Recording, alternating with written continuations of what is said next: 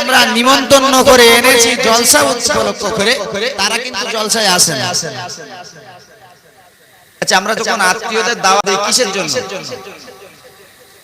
জলসা শোনার জন্য তো আজকে সেই জলসা শোনার জন্য দাওয়াত করার পরেও তারা কিন্তু এসে ওই কুটুম্বিতে করার জন্য ব্যস্ত, তারা কিন্তু জলসায় আসে না। কি বড় ভুল বললাম না? ঠিক না? এটাই তো হচ্ছে সমাজ। আমাদের সন্তানদেরকে মানুষের মতো যদি আমরা তৈরি না করে যেতে পারি, তাহলে আমার আপনার সন্তান আগামী দিনে আমার আপনার জন্য কবরের পাশে দাঁড়িয়ে দুঃখটা চোখের পানি ফেলে তো কাঁদবে। ওই জন্য সন্তানকে সন্তানের মতো তৈরি করতে হবে। আল্লাহ নবী সাল্লাল্লাহু আলাইহি ওয়াসাল্লাম জানিয়ে দিলেন, ইসা মাতাল ইনসানু ইনকাতা আনহু আমালুহু ইল্লা মিন সালাসাতিন ইল্লা মিন সাদাকাতিন জারিয়া আও ইলমিন ইয়ানতাফু বিহি আও ওয়ালাদিন সালিহিন ইয়াদউ লাহু। আল্লাহ নবী আমার, বিশ্ব নবী আমার জানিয়ে দিলেন, মানুষ যখন দুনিয়ার জমিন থেকে বিদায় নেবে, মানুষ যখন দুনিয়ার জমিন থেকে চলে যাবে, তার সমস্ত আমলগুলো বন্ধ হয়ে যায় ইল্লা মিন সালাসাতিন, কেবলমাত্র তিনটি আমল ছাড়া। কটা আমল?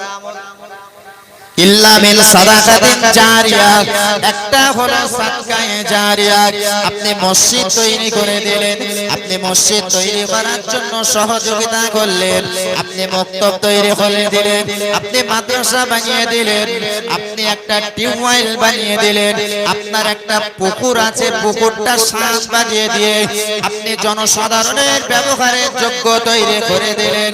আপনার আল্লাহ সম্পত্তি দিয়েছে, তাই আপনার সম্পত্তি থেকে আপনি রাস্তা তৈরি করে দিলেন। আপনার ওই তৈরি করা রাস্তা দিয়ে মানুষ চলাচল করবে, তাদের উপকার হবে। এমন করে এই সমস্ত কাজগুলো যারা করে, আল্লাহ নবী সাল্লাল্লাহু আলাইহি ওয়াসাল্লাম জানিয়ে দিলেন, এগুলো হলো সাদকায়ে জারিয়া। জমিন থেকে চলে যাবেন, এই মসজিদে যত মানুষ নামাজ আদায় করবে, আপনি একটা মাদ্রাসা মক্তব তৈরি করে দিলেন, ওই জায়গায় যত বাচ্চারা কোরআন তেলাওয়াত করবে, কোরআনটা শিখবে ওই জায়গা থেকে। আপনার তৈরি করা রাস্তা দিয়ে মানুষ যতদিন যাবে, আপনি একটা টিউবওয়েল পুঁতে দিলেন, ও থেকে মানুষ যতদিন পানি নেবে, আপনার তৈরি করা পুকুরের শান থেকে মানুষ ব্যবহার করে যত উপকারিত হবে, এর সওয়াব আল্লাহ আপনার কবরে দিয়ে দেবে।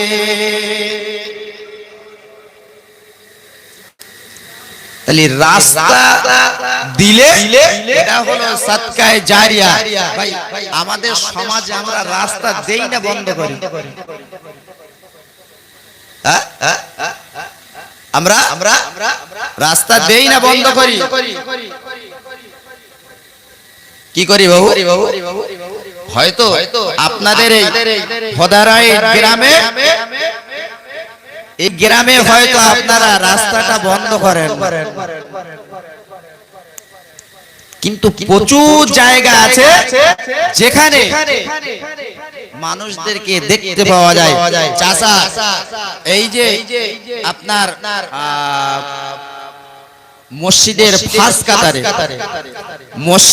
ফাঁস কাতারে গিয়ে চাচাকে দেখতে পাওয়া যাচ্ছে যে চাচা ফাঁস কাতারে গিয়ে নামাজ পড়ছে, নামাজ পড়ে পড়ে চাচার কপালে কর পড়ে গেছে, অথচ চাচা মানুষ যাবে সেই মানুষের যাওয়ার রাস্তায় বেড়া মেরেছে। এদিকে ফাঁস কাতারে গিয়ে বসে আছে। কি বড় ভুল বললাম। তাহলে রাস্তা দিলে সওয়াব হয়, আপনি মারা যাবেন, আপনার কবরে এর সওয়াবকে আল্লাহ দিয়ে দেবেন। কিন্তু আজকে আমরা সেই জায়গাতে না গিয়ে আমরা বন্ধ করার পক্ষে বেশি। আল্লাহ নবী সাল্লাল্লাহু আলাইহি ওয়াসাল্লাম জানিয়ে দিলেন, আল্লাহ নবী আমার, দয়ার নবী আমার জানিয়ে দিলেন, না না না, ও জওয়ানেরা, যুবকেরা শুনে রেখে দিন, জেনে রেখে দিন, আল্লাহ নবী সাল্লাল্লাহু আলাইহি ওয়াসাল্লাম জানিয়ে দিলেন দ্বিতীয় নম্বরে আও ইলমিন ইয়ানতাফাউ বিহি, আপনি যে জ্ঞান উপার্জন করলেন, আপনার জ্ঞানটা উপার্জন করার ফলে দেখতে পাওয়া যায় ওই জ্ঞানটা যদি সমাজের মানুষের উপকার হয়। দেখুন তাহলে কি হয়? দ্বিতীয় নম্বরে যদি আপনি জ্ঞান উপার্জন করলেন, আপনি শিক্ষিত হলেন, আলেম তৈরি হলেন। আলেম মানে শুধু মাদ্রাসায় পড়লে, আলেম মানে জ্ঞানী, শরীয়তের জ্ঞান আছে আপনার, আপনার সেই জ্ঞানটা যদি সমাজের মানুষের উপকার হয়। আচ্ছা, অনেক মানুষ জ্ঞান উপার্জন করে, অনেক আলেম আছে, হাফেজ আছে, অনেক শিক্ষিত মানুষ আছে, তাদের কি সমাজে কোনো উপকার হয়? তাদের সব আলেমের দ্বারা সমাজ উপকৃত হয় কি? আমার হয় না। যে ইলমটা, যে জ্ঞানটা সমাজের মানুষের উপকার হবে, আপনি দেখবেন আপনার দ্বারা যদি একটা মানুষ নামাজি হয়, আপনি নামাজ পড়তে আসছেন, আপনি নামাজ পড়তে আসার সময় একজনকে ডেকে আনলেন, ভাই চলেন, আল্লাহ নবী সাল্লাল্লাহু আলাইহি ওয়াসাল্লাম জানিয়ে দিলেন দ্বিতীয় নম্বরে জানিয়ে দিলেন আও ওয়ালাদিন সালিহিন, সন্তান, নেক সন্তান যদি পৃথিবীর জমিনে আপনি রেখে যেতে পারেন, ওই সন্তানটা আপনার জন্য দোয়া করবে। আল্লাহ পাক রব্বুল আলামিন জানিয়ে দিলেন ওয়াকুর রব্বিরহামহুমা কামা রাব্বায়ানি সগীরা, ওয়াকুর রব্বিরহামহুমা কামা রাব্বায়ানি সগীরা। আল্লাহ পাক রব্বুল আলামিন জানিয়ে দিলেন বান্দারে, তোমার আব্বা জান দুনিয়ার জমিন থেকে বিদায় নিয়ে গহীন কবরের বাসিন্দা বেনেছেন। ওগো আমার বান্দারে, তোমার পিতার জন্য, তোমার আব্বার জন্য কবরের পাশে দাঁড়িয়ে দাঁড়িয়ে দুফোঁটা চোখের পানি ফেলে আমার কাছে দোয়া করো বান্দা। আমার কাছে দোয়া চাইলে আমি আল্লাহ ওই দোয়াকে ফিরিয়ে দিই নাই, ওই দোয়াকে আমি আল্লাহ কবুল করে নিয়ে তোমার আব্বার কবরের আযাবকে maaf করে দিয়ে থাকি। কে শিক্ষা দিয়েছেন? মহান আল্লাহ, তিনি তো জানিয়ে দিলেন ওয়াকুর রব্বিরহামহুমা কামা রাব্বায়ানি সগীরা। ও বান্দা, তুমি যে ভাষাটা বলবে সেই ভাষাটা আমি আল্লাহ তোমাকে শিখিয়ে দিলাম। কি বলবে সেটাও মহান আল্লাহ তিনি শিখিয়ে দিয়েছেন। কি বলে দোয়া চাইবেন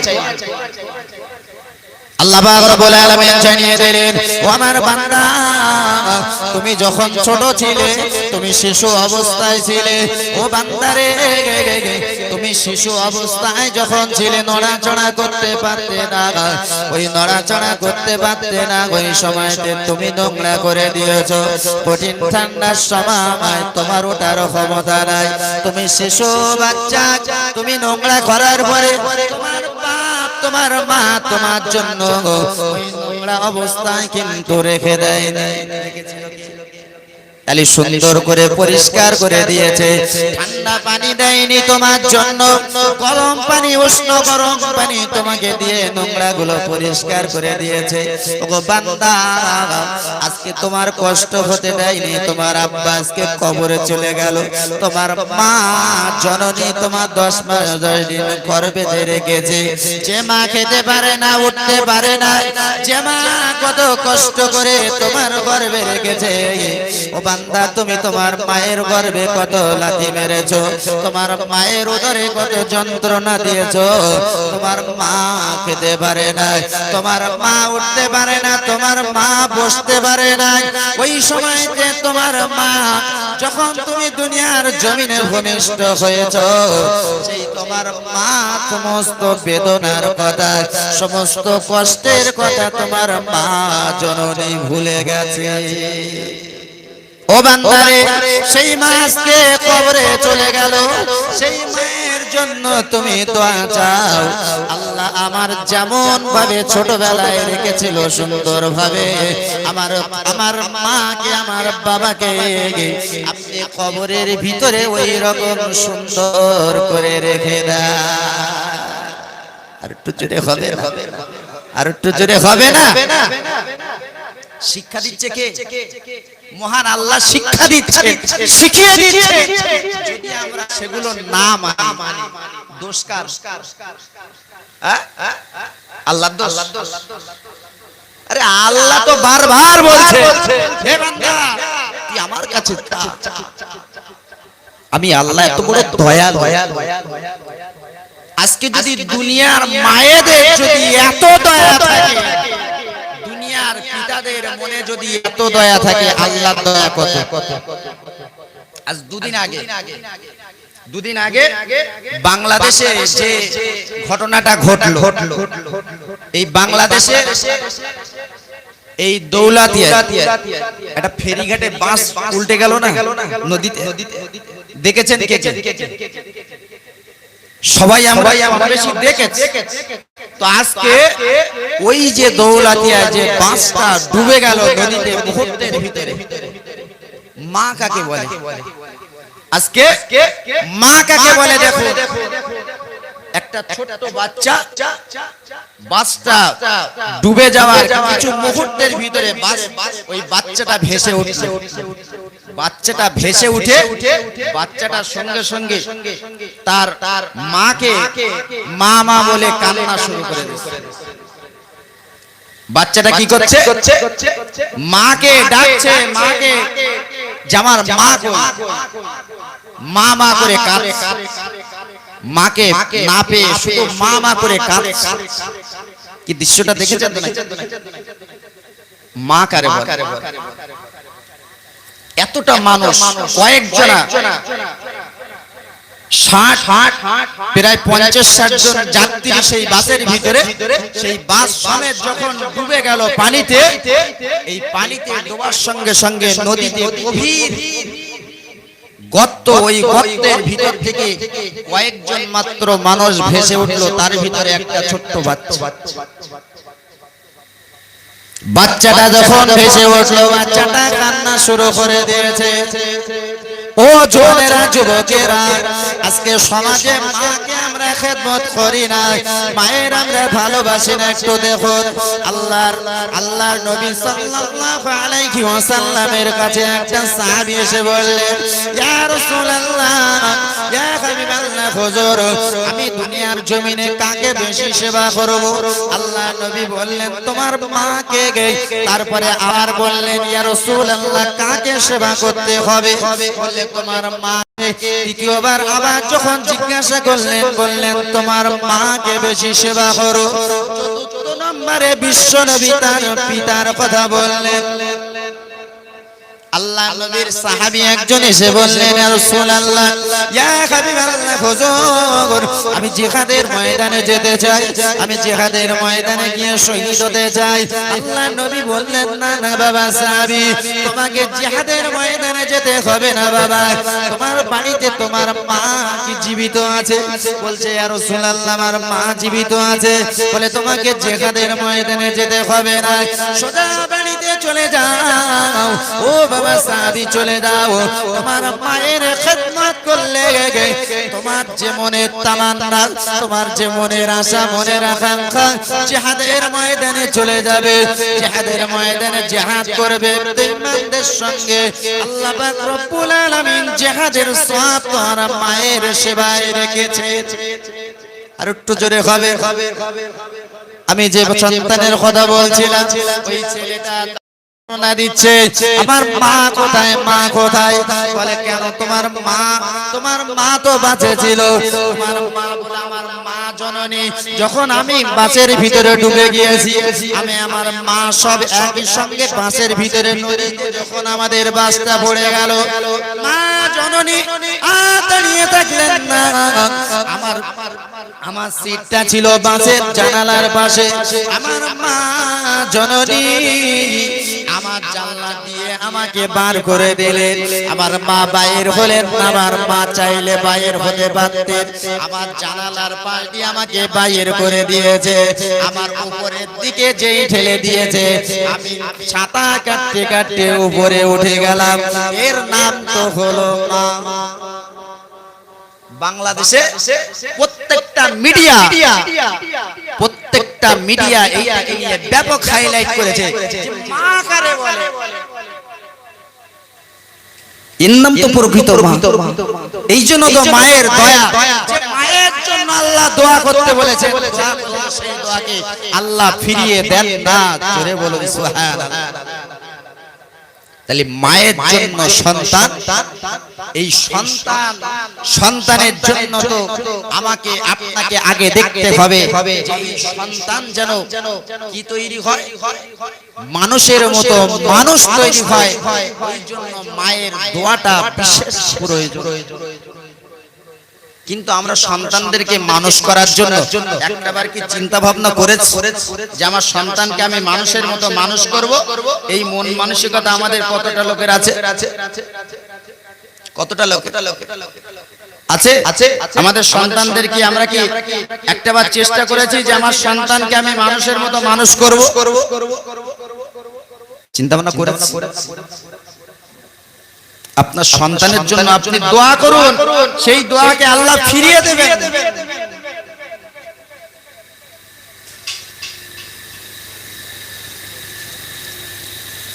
চার ইমামের এক ইমাম ইমাম শাফি রাহমাতুল্লাহ আলাইহি, নাম শুনেছেন? হ্যাঁ, ইমাম কটা? চারটি মাযহাব। এই চারটি মাযহাবের একটা ইমাম শাফি রাহমাতুল্লাহ আলাইহি। ইমাম শাফি রাহমাতুল্লাহ আলাইহি যখন মায়ের গর্ভে ছিলেন, ইমাম শাফি রাহমাতুল্লাহ আলাইহি যখন মায়ের গর্ভে দেখতে পাওয়া যায় মা জননী গভীর রাত্রে তিনি ঘুমিয়ে আছেন, ঘুমের ভিতরে স্বপ্ন দেখছেন। মা জননী গভীর রাতে ঘুমের মধ্যে স্বপ্ন দেখছেন, আমি বসে আছি, হঠাৎ করে আমার গর্ভ থেকে, আমার উদর থেকে একটা আলো জ্যোতি আসমানের দিকে চলে গেল। ওই আসমানের দিকে যখন ওই জ্যোতিটা উঠে গেল, দেখতে পাই ওই আসমানে যে আলো জ্যোতিটা উঠে গেল, সঙ্গে সঙ্গে ওই আলোয় সমস্ত আসমানটা আলোয় আলোকিত হয়ে গেল। কি দেখছে? ইমাম শাফি রাহমাতুল্লাহ আলাইহির মা। ইমাম শাফি রাহমাতুল্লাহ আলাইহির মা জননী সকাল হয়ে গেল, সঙ্গে সঙ্গে চলে গেলেন মদিনার সমস্ত আলেম, যে সমস্ত এমন বড় বড় আলেমদের কাছে চলে গেল। আলেমদের কাছে গিয়ে তারা এমন করে স্বপ্নটা কি দেখলেন, স্বপ্নের তাবির করতে গেলেন, স্বপ্নের ব্যাখ্যাটা শোনার জন্য তারা এমন করে সমস্ত আলেমদের কাছে চলে গেল। আপনারা বলুন হুজুর, আমি এই যে স্বপ্ন দেখেছি, এই স্বপ্নের তাবির কি হবে? আপনারা একটু স্বপ্নের তাবিরটা আমাকে বলে দিন। দেখতে পাওয়া যায় সমস্ত আলেমরা একসঙ্গে বলেছিলেন, নিশ্চয় ওই মহিলার পেটের ভিতরে একটা সন্তান আছে, ওই সন্তানটা দুনিয়ার জমিনে যখন চলে আসবে, ওই সন্তানটা দুনিয়ার জমিনে কোরআনের হাফেজ তৈরি হবে, ওই সন্তানটা কোরআনের এমন করে তাফসীর কারক হবে, সে আলেম তৈরি হবে, মুহাদ্দিস তৈরি হবে, মুফাসসির তৈরি হবে, কে ফুকাহাবিদ হবে। এই স্বপ্নটা দেখে, এই স্বপ্নের ব্যাখ্যাটা দিয়ে বললেন, মা আপনি এমন করে সাবধানে থাকতে বলবেন, ওই মহিলার পেটে যে বাচ্চাটা আছে দুনিয়ার জমিনে সে একজন হাক্কানি আলেম তৈরি হবে, দুনিয়ার জমিনে সে হাফেজ হবে, দুনিয়ার জমিনে সে ফুকাহা হবে। এমন করে দেখতে পাওয়া যায়, তাকে আপনি সাবধানে রেখে দেবেন, তাকে আপনি সাবধানে রেখে দেবেন, তার যেন কোনো ক্ষতি না হয়ে যায়। একটু সাবধানে থাকতে বলবেন। কেন? ওর পেটের ভিতরে যে বাচ্চাটা আছে, ওই দুনিয়ার জমিনে সে হাফেজ তৈরি হবে, ওই বাচ্চাটা মুহাদ্দিস তৈরি হবে, মুফাসসির তৈরি হবে। তাহলে আজকে স্বপ্ন দেখছেন, এই স্বপ্নটা ভালো না খারাপ? আমরাও তো স্বপ্ন দেখি, আমরা স্বপ্ন দেখি না? আমাদের মায়েরা স্বপ্ন দেখে তো না? কি স্বপ্ন দেখি আমরা? রাত্রে স্বপ্ন দেখছে যে আমি সোজা চলে গেছি ইকো পার্কে গিয়ে খুব ঘোরা ঘুরছি কি সায়েন্স সিটি ভিক্টোরিয়া তাই আর সঙ্গে কার নিচে অর্ডার করলাম আমাদের স্বপ্ন এরকম তো হ্যাঁ তা আমাদের সন্তানরা ভালো হবে আমাদের স্বপ্ন তো এই রকম হয় পার্কে নাই ভিক্টোরিয়ায় আমরা খুঁজছি আমাদের স্বপ্ন হচ্ছে এই রকম অথচ ইমাম শাফি রহমাতুল্লাহ আলাইহি তিনি দেখতে পাওয়া যায় ইমাম শাফি রহমাতুল্লাহ আলাইহি তিনি তার মা তিনি যখন পেটের ভিতরে আছে উদরে আছে তার মা স্বপ্ন দেখছে যে আমার পেট থেকে একটা নূর জ্যোতি বাইর হলো আর সেই আলোয় পুরো আসমানটা আলোয় আলোকিত হয়ে গেল সমস্ত আলেমরা বললেন আপনার সন্তান এমন শিক্ষিত হবে আপনার সন্তানের জ্ঞানের কারণে আল্লাহ সমস্ত পৃথিবীতে তার জ্ঞানটাকে ছড়িয়ে দেবেন জোরে বলুন সুবহানাল্লাহ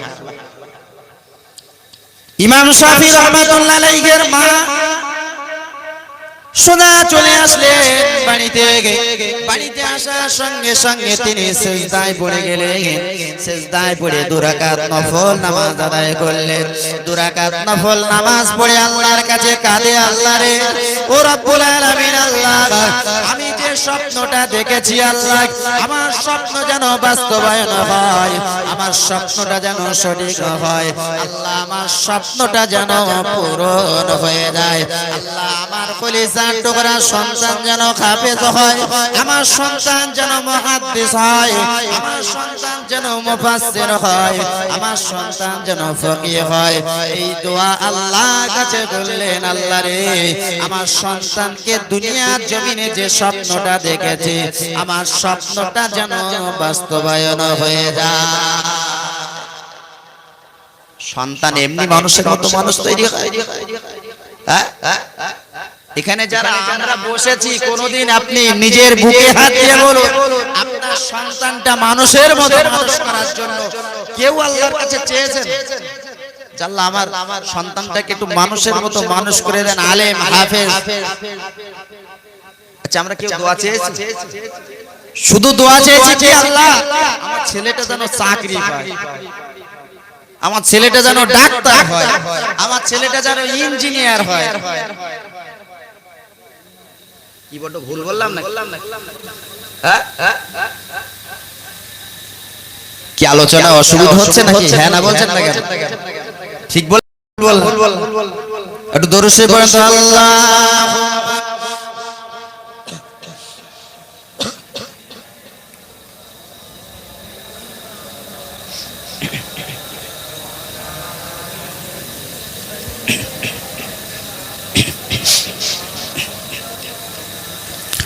रहमत आलम नबी नूर मुसस्साम रहमत आलम नबी नूर मुसस्साम আর সাহাবীরা তোর বানায়ে ওই নবীজির খাম সাহাবীরা তোর বানায়ে ওই নবীজির খাম জোরে হবে না সুবহানাল্লাহ সাহাবীরা ঘামকে আবার রাসূলুল্লাহর শরীরের ঘামটা নিয়ে তারা আতর বানাচ্ছে আর আমাদের শরীরে ঘাম হলে কি হয় পাশে বসা যায় হ্যাঁ আমাদের শরীরে ঘাম হলে আর রাসূলের সাহাবা রাসূলুল্লাহর শরীরে যখন ঘাম হতো সেই ঘাম কে নিয়ে শিশিতে ভরে রাখতো তারা যখন আত্মীয়র বাড়ি চলে যেত তখন ওই শিশিতে থাকা ওই ঘামগুলোকে তারা শরীরে আতর হিসেবে ব্যবহার করতেন তাই কবিতার ভাষায় কত সুন্দর বলছে রহমত আলম নবী নূর মুসস্সাম আর সাহাবীরা তোর বানাই ওই নবীজির খাম সাহাবীরা তোর বানাই ওই নবীজির খাম উসতুনে হান্নান একটি খাজুর গাছের নাম উসতুনে হান্নান একটি খাজুর গাছের নাম আর যাকে ধরে খুতবা দিতেন আমায় রাসূল আকরাম নবীর বিরহে গাছ কাঁদিতে রগে নবীর বিরহে গাছ কাঁদিতে রগে তাই না দেখে হতবাক সাহাবায়ে কেরাম রহমত আলম নবী নূর মুজাসসাম আর সাহাবীরা তোর বানায়ে ওই নবীজির খাম সাহাবীরা তোর বানায়ে ওই নবীজির খাম আল্লাহুম্মা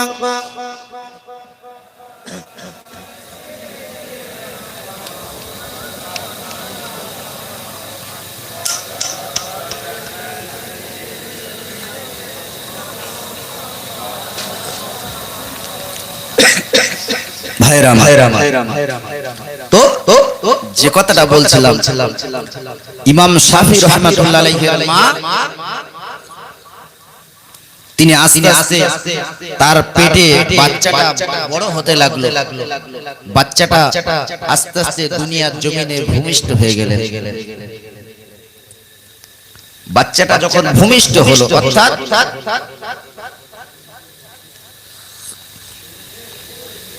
ইমাম শাফি রাহমাতুল্লাহ আলাইহি তিনি যখন দুনিয়ার জমিনে ভূমিষ্ঠ হলেন আস্তে আস্তে দেখতে দেখতে মায়ের কাছে বড় হচ্ছে বড় হতে হতে 10টা বছর পেরিয়ে গেল যেই 10 বছর হয়েছে 10 বছর হওয়ার সঙ্গে সঙ্গে দেখতে পাওয়া যায় তিনি কোরআনের হাফেজ তৈরি হয়ে গেলেন একটু জোরে বলা যাবে কত বছর বয়স 10 বছর বয়সে কোরআনের হাফেজ হয়েছে তার মা স্বপ্ন দেখেছিলেন স্বপ্নের তাবির কি হাফেজ হবে আলেম তৈরি হবে মুহাদ্দিস মুফাসসির তৈরি হবে তাহলে এইবার তো শিক্ষা অন্য শিক্ষা অর্জন করতে হবে ইমাম শাফি রাহমাতুল্লাহ আলাইহি 10 বছর বয়সে যখন কোরআনের হাফেজ তৈরি হলো তিনি চিন্তা করলেন আমাকে আলেম তৈরি হতে হবে আমাকে মুহাদ্দিস তৈরি হতে হবে মুফাসসির তৈরি হতে হবে ইমাম শাফি আর বাড়িতে থাকতেন না হুজুর আমার বাড়ি থেকে চলে গেলেন বাড়ি থেকে চলে গিয়ে সোজা চলে গেলেন মদিনার জমিনে ইমাম মালিক রাহমাতুল্লাহ আলাইহি চার ইমামের আরেকটা ইমাম হলো ইমাম মালিক রাহমাতুল্লাহ আলাইহির কাছে চলে গেলেন মা জননী জানে না আমার কলিজার টুকরা সন্তান কোথায় আমাদের যদি ছেলে হারিয়ে যায় 10 বছরের একটা ছেলে যদি হারিয়ে যায় ভাই চিন্তায় কি আর ঘুম হবে খাওয়া দাওয়া শরীরে কি ভাত ঢুকবে হ্যাঁ গাল দিয়ে ভাত ঢুকবে বলে মনে হচ্ছে একটা সন্তান যদি হারিয়ে যায় আমাদের ছেলেরও বাড়ি থেকে যায় কোথায় যায় হ্যাঁ হয়তো দেখা যাচ্ছে ওই কোথায় হাড়োয়ার মেলা হচ্ছে আমার ছেলে গেছে মেলায় ঘুরতে আমার মেয়েটা গেছে একটা ছেলে নিয়ে ঘুরতে কি ছেলেটা গেছে আরেকটা নিয়ে ঘুরতে কি কোন পার্কে গিয়ে বসে আছে কি যায় না আমাদের ছেলেদের বাড়ি থেকে বাইরে হওয়া মানে এই তো না বড় ভুল বলছি ভুল হলে ক্ষমা করবে হয়তো আপনাদের এলাকার ছেলেরা সব ভালো মেয়েরা সব ভালো ফেরেশতা যা সব আমাদের ওই দিকের কথা বলছি সেই বসিরহাট কাটিয়ার থেকে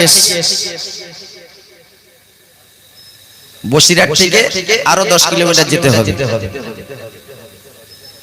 তো সেখান থেকে এসেছে আল্লাহ আনিয়েছেন তো আজকে আমাদের ছেলেরা যায় ওখানে এই জন্য আমাদের চিন্তা হয় কখন কি অঘটন কুঘটন ঘটিয়ে ফেলে আর ইমাম শাফি রাহমাতুল্লাহ আলাইহির মা তিনি চিন্তা করছেন যে আমার ছেলেটা তো চলে গেল আল্লাহর কাছে দোয়া করছেন আল্লাহ ও ওগো রব্বুল আলামিন আল্লাহ, আমার ছেলেটা চলে গেল, আমার খলিসার টুকরা সন্তানটা বাড়ি থেকে চলে গেল।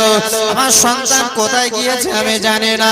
আমি শাফির মা, আমি জানি না আমার খলিসার টুকরা সন্তান কোথায় গেল, কিন্তু আমি এটা জানি আল্লাহ, আমার সন্তান যেখানে যায় আপনার জমিনের কোথাও না কোথাও আমার সন্তান গিয়েছে। একটু জোরে বলা যাবে না সুবহানাল্লাহ? ও রব্বুল আলামিন আল্লাহ, আমার সন্তান পৃথিবীর জমিনে যেখানে হোক আপনার জমিনে কোনো না কোনো জায়গায় আছে আল্লাহ, আমি আপনার কাছে সুপুর্দ করে দিলাম। আমার সন্তানটাকে আপনার কাছে আপনি দিয়ে দিলাম, আপনার রাহে আমি আপনার কাছে সুপুর্দ করে দিলাম।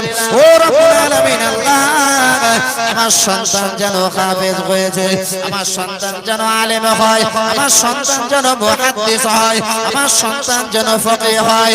আল্লাহ, আমার সন্তানটা যেন বড় আলেম তৈরি হয়, আর আমার সন্তানটার জন্য আল্লাহ তামাম পৃথিবীতে যেন আলোয় আলোকিত করতে পারে, তার জ্ঞানটা তামাম পৃথিবীতে যেন ছড়িয়ে দিতে পারে। আল্লাহ, এই কারণে আমার কলিজার টুকরা সন্তানকে আপনার কাছে দিয়ে দিলাম। আমরা হলে কি করতাম? আগে যাব, ছেলে হারাই গেছে, চল আগে কোন হুজুর তাবিজ করে সেই জায়গায় চল।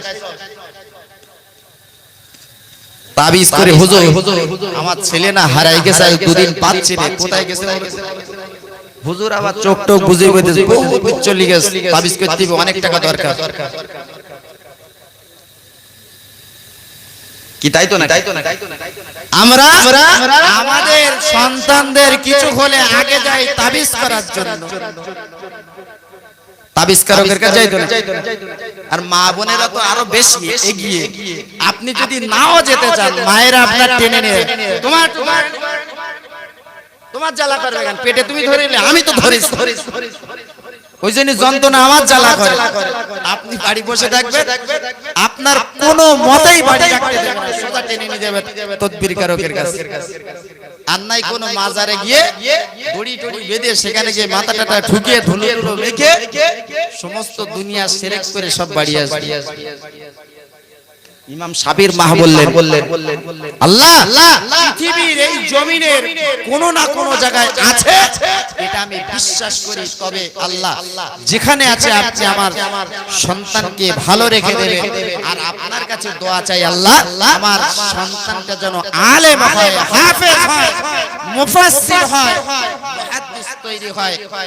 এই দোয়া আল্লাহ আপনার কাছে রেখে দিলাম। একটু জোরে বলা যাবে না সুবহানাল্লাহ? সন্তানের জন্য দোয়া করলে ওই দোয়াকে আল্লাহ ফিরিয়ে দেন না। পীরের দোয়া, আলেমের দোয়া কবুল নাও হতে পারে, কিন্তু তার পিতা মাতা সন্তানের জন্য যদি দোয়া করে ওই দোয়াটা ফিরিয়ে যায় না, ওই দোয়াটা বিফলে যায় না, আল্লাহ কবুল করে থাকে। একটু জোরে বলা যাবে না সুবহানাল্লাহ? মায়ের দোয়া এইরকম একটা কাজে লাগে। আল্লাহ নবীর সাহাবী, একজন সাহাবী, তার নাম ছিল আলকামা। নাম শুনেছেন? আল্লাহ রাসূলের সাহাবী আলকামা দুনিয়ার জমিন থেকে বিদায় নিয়ে চলে যাচ্ছেন। মৃত্যুর যন্ত্রণা একদিন হয়ে যায়, দ্বিতীয় দিন হয়ে যায়, তিন দিন হয়ে যায়। আলকামা এমন করে দেখতে পাওয়া যায় মওত হচ্ছে না, দুনিয়ার জমিন থেকে মৃত্যু শয্যায় বসে আছে, কিন্তু মওত হয় না, শুধু কষ্ট হয়, শুধু কষ্ট হচ্ছে, কষ্ট মৃত্যু যন্ত্রণায়। আল্লাহ নবী সাহাবীরা গিয়ে বললেন, ইয়া রাসূলুল্লাহ, আলকামার মৃত্যু যন্ত্রণা হয়, আজকে কাতরায় সহ্য করতে পারা যায়, আজকে 3টে দিন হয়ে যায়, আলকামার মওত হয় না, আলকামার যন্ত্রণা কমে না। ইয়া রাসূলুল্লাহ, ইয়া হাবিবাল্লাহ, আপনি একটু চলুন না। আল্লাহ নবী সোজা চলে গেলেন আলকামার বাড়িতে। আলকামার বাড়িতে চলে গেলে দেখতে পেলেন আলকামার মৃত্যু যন্ত্রণায় কাতরায়। ওই সময়তে আলকামা বলেছিলেন, ইয়া রাসূলুল্লাহ, ইয়া হাবিবাল্লাহ, হুজুর আর যন্ত্রণা সহ্য করতে পারে না, আর ব্যথা যন্ত্রণা সহ্য করতে পারি না। ইয়া রাসূলুল্লাহ, ইয়া হাবিবাল্লাহ, হুজুর আপনি আমার জন্য দোয়া করুন, আল্লাহ যেন আমাকে তুলে দেয়। আর যন্ত্রণা সহ্য করতে পারে না, আর জ্বালা সহ্য করতে পারে। আলকামার এই কথাটা শুনে আল্লাহ নবীর জানে দয়া হলো। আল্লাহ নবী দয়ার নবী আমার আর সহ্য করতে পারে না। আল্লাহ নবী বললেন, আলকামার মা কি আছে, আলকামার মায়ের কাছে চলে যাও। আলকামার মাকে গিয়ে বলো না, আলকামার মা যেন তাকে ক্ষমা করে দেয়। যাও, তাকে গিয়ে আলকামার মাকে গিয়ে বলো যেন ক্ষমা। আলকামার মা যত সময় ক্ষমা না করবে, এমন অন্যায় করেছে মায়ের কাছে, আলকামার মা যদি ক্ষমা না করে তার ক্ষমা হবে না। আলকামার মায়ের কাছে চলে গেলেন আমার রাসূলুল্লাহ সাহাবী।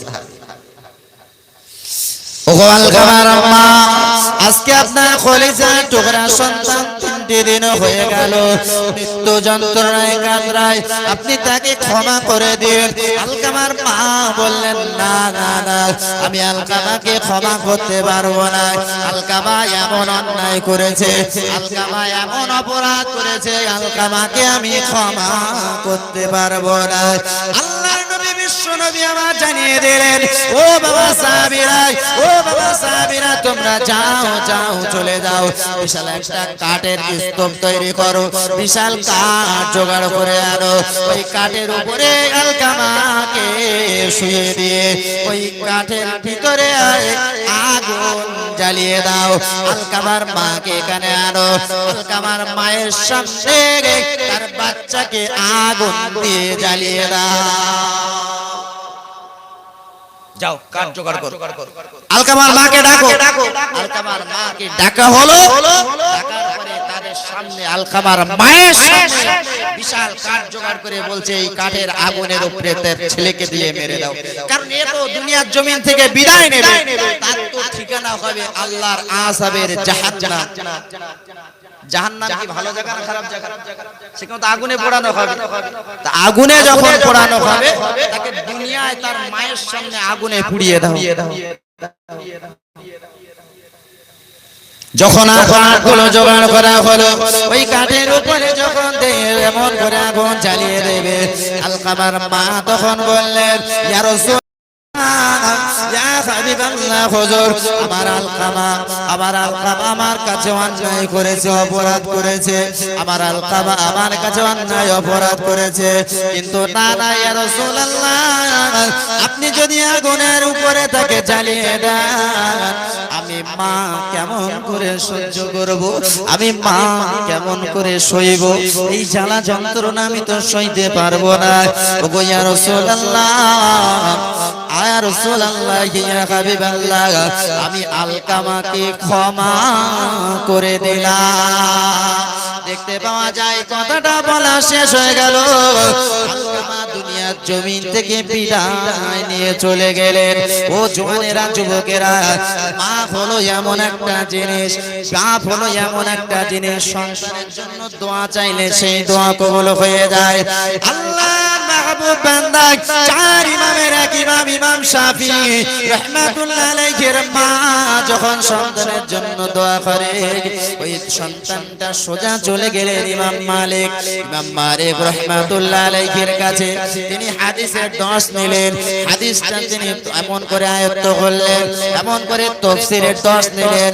হাদিস তাফসীর যখন জ্ঞান উপার্জন করা হলো, এই সময়তে ইমাম মালিক বললেন, বাবা চলে যাও, সোজা এমন করে দামেস্কে চলে যাও, গিয়ে ইলমে ফিকহের জ্ঞানটা উপার্জন করো।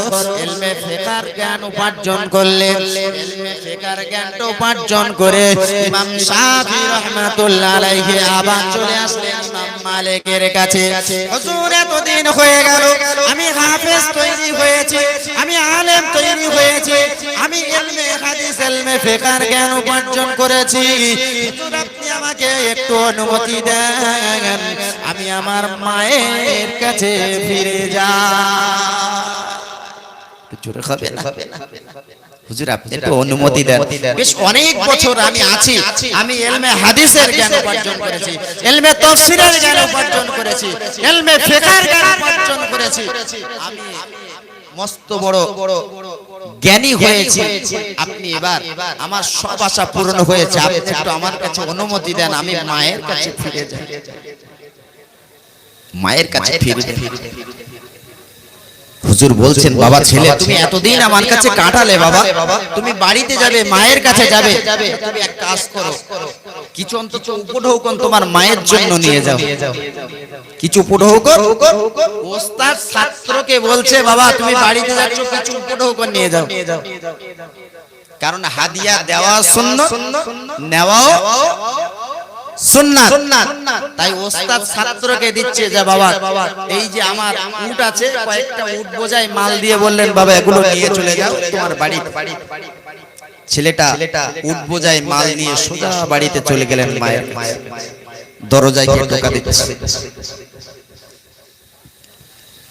আসসালামু আলাইকা ইয়া আহলাল বাইত। সালাম দিলেন মাকে, ও মা জননী, তোমার দরজার পাশে দাঁড়িয়ে গে তোমার কলিজা টুকরা সন্তান তোমার দরজার পাশে দাঁড়িয়ে, ওগো মা আপনি দরজা থেকে বাইরে আসুন, দরজাটা খুলে বাইরে আসুন, এতদিন পরে আমি তোমার সন্তান তোমার কাছে এসেছি, মা তুমি আমার জন্য একটু চলে এসো। মা জননী ওই সময় বলেছিলেন, ও বাবা ছেলে সাথী তুমি বাড়িতে এসেছো বাবা, এর জন্য আল্লাহর দরবারে লাখো কোটি শুকরিয়া, আল্লাহর দরবারে শুকরিয়া আদায় করি, কারণ আমার খলিসা টুকরা সন্তান আজকে আমার কাছে ফিরে এসেছে, আমার খলিসা টুকরা সন্তান আমার কাছে এসেছে, এর জন্য আল্লাহর দরবারে আমি লাখো কোটি শুকরিয়া আদায় করি। ও বাবা ছেলে, ও বাবা শাফি, তুমি কি নিয়ে এসেছো আমার জন্য বলো না। ওই সময় ইমাম শাফি বলেছিলেন, মা আপনার জন্য এমন কিছু নিয়ে আসতে পারি রে, আপনার জন্য আমি এনেছি মাত্র কয়েকটি উট বোঝাই মাল নিয়ে এসেছি। ইমাম শাফি রাহমাতুল্লাহ আলাইহি মা জননী ঘরের দরজাটা খুললেন না।